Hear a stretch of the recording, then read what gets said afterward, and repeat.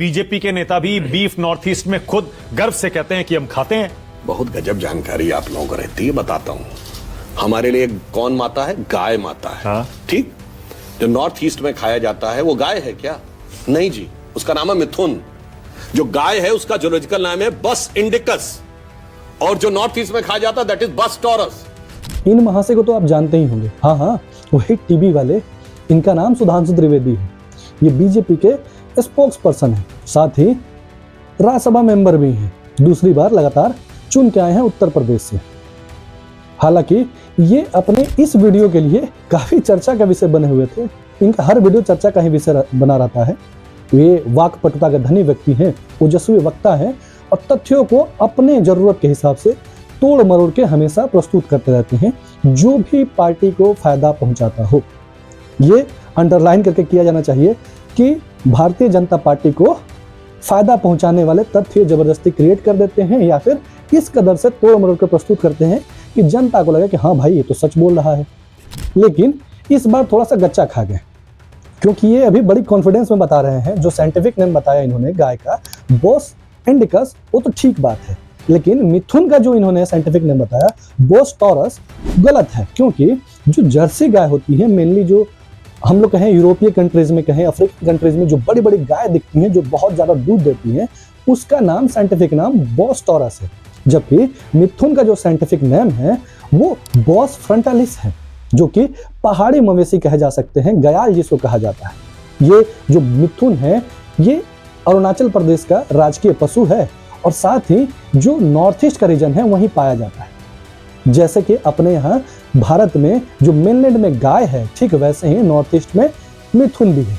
लेकिन इनके जो आकार प्रकार है उसमें थोड़ी भिन्नता दिखाई देती है। अचानक से आप देखेंगे तो आपको लगेगा कि गाय ही है, लेकिन बेसिक हल्का सा डिफरेंस है। कैसे कि उनकी जो क्लाइमेट है, जो ऊंचावच है, यानी कि पहाड़ी एरिया है, वहां पर उनका कद छोटा रह जाता है, और उनका जो बनावट है वो इस प्रकार हो जाता है कि हल्की सी डिफरेंशिएट कर जाए गाय से। ठीक वैसे ही जैसे नॉर्थ ईस्ट के जो हमारे भाई बंधु रहते हैं, उनका कद थोड़ा छोटा होता है और आंखें छोटी छोटी होती हैं, उनके नाक थोड़े बड़े होते हैं। मुख्य रूप से इनका नाम दिया गया है, जो मंगोलाइड रेस है, नस्ल है, उस नस्ल के वो होते हैं। जबकि जो भारत के मुख्य भूमि के जो लोग हैं वो क्या है कि इंडो आर्यन कहे जाते हैं। तो दोनों इंसान ही है, 2 हाथ 2 पैर, सारी चीजें, सारा स्पेसिफिकेशंस, विशेषताएं हमारी सेम है। बशर्ते कि वो चूंकि पहाड़ी एरिया में रहते हैं, उनका जीवन थोड़ा सा ज्यादा संघर्षमय होता है, इसलिए वहाँ के जलवायु को ध्यान में रखते हुए प्रकृति उनके शरीर में इस प्रकार के चेंजेस करती है कि वो उसके साथ अनुकूलन कर सके, जिस प्रकार हम मैदानी लोग के साथ घटित होता है ना। ठीक उसी प्रकार जो गाय है मैदानी भूमि की, वो और मिथुन भी एक ही होते हैं। इनका सांस्कृतिक महत्व भी सेम होता है और दोनों दूध देते हैं। हालांकि जो मिथुन है गाय की तुलना में थोड़ा कम दूध देता है, लेकिन इसके दूध में जो पौष्टिक गुण है, क्वालिटी है, वो ज्यादा अच्छा होता है तुलनात्मक रूप से देखा जाए तो। और साथ ही जो सांस्कृतिक महत्व है, शादी विवाह है, पूजा पाठ है, उसमें मिथुन का बहुत महत्ता होती है, महत्वपूर्ण होता है।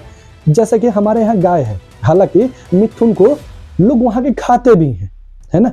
तो इसी बात पे प्रश्न पूछा गया था, तो इन्होंने तुरंत डिफरेंशिएट करा इतने कॉन्फिडेंस में। जैसे डिफरेंशिएट ये कर देते हैं कि कौन हिंदू है, कौन मुस्लिम है, कौन सवर्ण है, कौन अवर्ण है, कौन किस जाति का है। अपने फायदे के हिसाब से ये लोग हमेशा से बांटते आए हैं। ठीक उसी प्रकार ये पशुओं को भी बांट रहे हैं। खैर, हमारा मुद्दा ये नहीं है कि ये पशुओं को, इंसानों को, दोनों को बांट रहे हैं। जिस भी पार्टी को, जिस भी दल को ये मौका मिलता है कि उनको बांट कर वो राजनीतिक लाभ ले सकते हैं, वो पीछे नहीं हटते हैं। बस मौके मौके की बात है। भारतीय जनता पार्टी को ठीक ठाक मौका मिला हुआ है, तो हर एक कदम पर चौका छक्का लगा के, चाहे वो समाज को बांटना हो, चाहे व्यक्ति को बांटना हो, चाहे आज गाय को बांटना, बांट रही है। खैर, हम बात करते हैं अपने सुधांशु त्रिवेदी साहब का, जो कि राज्यसभा मेंबर के तौर पर दूसरी बार भी चुनकर आए हैं। वर्ष 2019 से 24 के दरमियान ये राज्यसभा मेंबर रहे थे। उस दरमियान इन्होंने राज्यसभा में जो एफिडेविट प्रस्तुत किया था अपने एसेट के बारे में, अपनी परिसंपत्ति के बारे में, एक नजर उस पर डालते हैं। फिर तुलना करेंगे हम कि 5 साल बाद जब 2024 का इन्होंने एफिडेविट डाला है राज्यसभा में, क्या डिफरेंसेस आए हैं। आपकी आंखें खुली की खुली रह जाएंगी। थोड़ा गौर करते हैं। और पहले तो जान लीजिए, एक राज्यसभा जो एमपी होता है उसका मासिक वेतन जो है 1,24,000 करीब होता है। मान लीजिए मोटा मोटी कि 2 लाख के करीब में सारे अलाउंसेस वगैरह मिला के वो बचता है। अब थोड़ा मूल्यांकन करना आसान हो जाएगा। कैसे कि किस प्रकार से संपत्ति बढ़ रही है।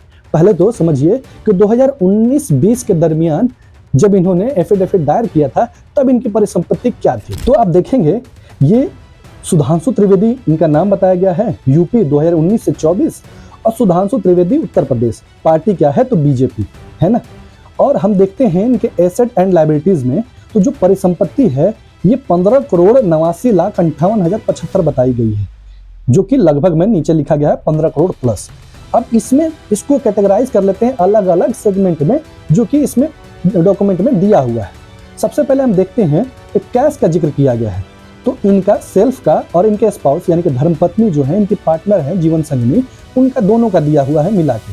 तो जीवन संगनी के बारे में भी जान लेते हैं। उनका नाम शालिनी त्रिवेदी है और वो एक शिक्षाविद है और साथ ही साथ एक अर्थशास्त्री भी है। तो कैश अमाउंट देखते हैं दोनों को मिला के, तो कैश है इनके पास 3,25,000 रुपए उस समय कैश बताया गया था, जबकि बैंक डिपॉजिट है, बैंक डिपॉजिट में 5,42,00,000 रुपए बताए गए हैं कि इन दोनों को मिला के खाते में 5,42,00,000 रुपए जमा है। साथ ही जो bond debentures and share in companies है, जो शेयर मार्केट वाला शेयर वाली की बात हो रही है, उसमें इन्होंने 2,67,72,865 रुपए का मतलब अमाउंट है उसमें लगाया हुआ है ना। उसके अलावा अगर LIC लाइफ इंश्योरेंस की बात करें तो 26,22,751 रुपए के हैं। हम सेल्फ यानी कि सुधांशु त्रिवेदी और शालिनी त्रिवेदी जो उनकी धर्मपत्नी है, इन दोनों की बात कर रहे हैं।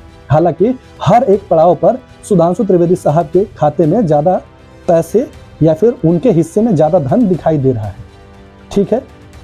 और ये बात किया गया है कि personal loans and advance given, तो एडवांस गिवन किसके लिए है, तो एक घर खरीद रहे हैं ये लोग, उसके लिए एडवांस में 1 करोड़ से ज्यादा रुपए दिए गए हैं। साथ ही जो उनकी वाइफ हैं वो रेजिडेंशियल यूनिट एक खरीद रही हैं, उसके लिए 30 लाख से ज्यादा रुपए दिए गए हैं। साथ ही एक रेजिडेंशियल प्रॉपर्टी बेचनी है, उसके बदले में 2,25,00,000 रुपए सुधांशु त्रिवेदी साहब को मिलने वाला है। तो ये मिला के देखा जाए कि जो इनका दिया गया है या मिलने वाला है ये 3,55,00,000 रुपए होते हैं। साथ ही इन्होंने मोटर व्हीकल का जिक्र नहीं किया है 2019 के आसपास में। और जो गहने हैं, ज्वेलरी है, वो कितने का है, तो इनके पास टोटल 1,33,07,000 का गहना है। और उसके अलावा अगर लैंड की बात कर लें, जो भूमि है उसमें कर लें तो एग्रीकल्चर लैंड है 6 लाख प्लस का बताया गया है। कमर्शियल बिल्डिंग्स बताई गई है 2,83,15,100 रुपए की। सिर्फ सुधांशु त्रिवेदी साहब के नाम पर है, स्पाउस के नाम पर ये नहीं है, चाहे एग्रीकल्चरल लैंड हो या कमर्शियल बिल्डिंग हो। रेजिडेंशियल बिल्डिंग जो है वो उनकी वाइफ शालिनी त्रिवेदी जी के नाम पर है, जिसका वैल्यू नहीं बताया गया है। जबकि इसको खरीदा कब गया था, 18 मार्च 2015 को खरीदा गया, जिसकी कीमत उस समय थी 85,66,259 रुपए, है ना। और टोटल वैल्यू जो होता है लैंड का, जो वो होता है टोटल मिला के 2,89,15,100 रुपए बताया गया है। अब थोड़ा चलते हैं हम कि ये 15,89,58,075 रुपए से बढ़ के 5 साल में कितना हो जाता है। तो अब आप देखिए थोड़ा एक बार कि सेम ये एफिडेविट ही है जो सुधांशु त्रिवेदी साहब द्वारा प्रस्तुत किया गया है 2024 से 30 के लिए। सुधांशु त्रिवेदी उत्तर प्रदेश, पार्टी है बीजेपी, है ना। अब देखिए एसेट एंड लायबिलिटीज का, तो एसेट में है 26,07,02,662 रुपए का ये मूल्य रखता है ये। और इसमें क्या क्या है, तो कैश अब इनके पास कितना हो गया है 4,92,800 रुपए, यानी कि मोटा मोटी 5 लाख रुपए इनके पास है। अकाउंट में कितना हो गया, तो 9,18,21,576 रुपए। दोनों यहाँ पर भी सुधांशु त्रिवेदी और उनकी पत्नी धर्मपत्नी शालिनी त्रिवेदी जी का योगदान है इन वृद्धि में। और उसके अलावा जो बॉन्ड डिवेंचर शेयर्स वगैरह हैं, इसमें 4,01,85,040 रुपए का है। इसके अलावा जो लाइफ इंश्योरेंस है वो 94 लाख रुपए से ज्यादा के हैं। मोटर व्हीकल का जिक्र हो गया है, जबकि 2019 के एफिडेविट में नहीं जिक्र किया गया था। 13,29,312 रुपए के, यानी कि 13 लाख से अधिक के मोटर व्हीकल हैं, यानी कि 4 चक्किया गाड़ी कह लीजिए चाहे गाड़ी। ज्वेलरी जो है इनके पास 2,59,77,000 रुपए का ज्वेलरी है। और इसका टोटल वैल्यू कितना होता है तो 16,92,07,557, ये इतना। अब आइए थोड़ा जो लैंड था, भूमि थी, उस पर चलते हैं। तो भूमि में क्या है, एग्रीकल्चर लैंड जो था वो उसमें बदलाव नहीं आया है, 6,10,000 का है। लेकिन कमर्शियल बिल्डिंग जो है 2,83,25,100 रुपए का है। ठीक, अब आइए आगे। रेजिडेंशियल बिल्डिंग में अब देखिए अचानक से कैसे बढ़ा है। यहाँ पर हम देख रहे थे कि रेजिडेंशियल बिल्डिंग में सिर्फ उनकी पत्नी के नाम पर बताया गया था कि जो 2015 में खरीदा गया है 85,66,259 रुपए का, जो कि अब बढ़ के 5 सालों में देखिए सुधांशु त्रिवेदी जी के नाम पे 3 आ गए हैं रेजिडेंशियल बिल्डिंग। कहाँ कहाँ तो सफदरजंग इनक्लेव न्यू दिल्ली में है एक, दूसरा है इंदिरा नगर लखनऊ उत्तर प्रदेश में, और तीसरा है चित्रगुप्त हाउसिंग सोसाइटी लखनऊ में। तीनों ये सुधांशु त्रिवेदी जी के नाम पे, और ये जो चौथा है सफदरजंग इनक्लेव न्यू दिल्ली में, ये इनकी पत्नी के, इनके स्पाउस के नाम पर है। तो इन चारों जो बिल्डिंग्स हैं, जो प्रॉपर्टी है, इसका मूल्य कितना है तो 6,25,60,000 रुपए है।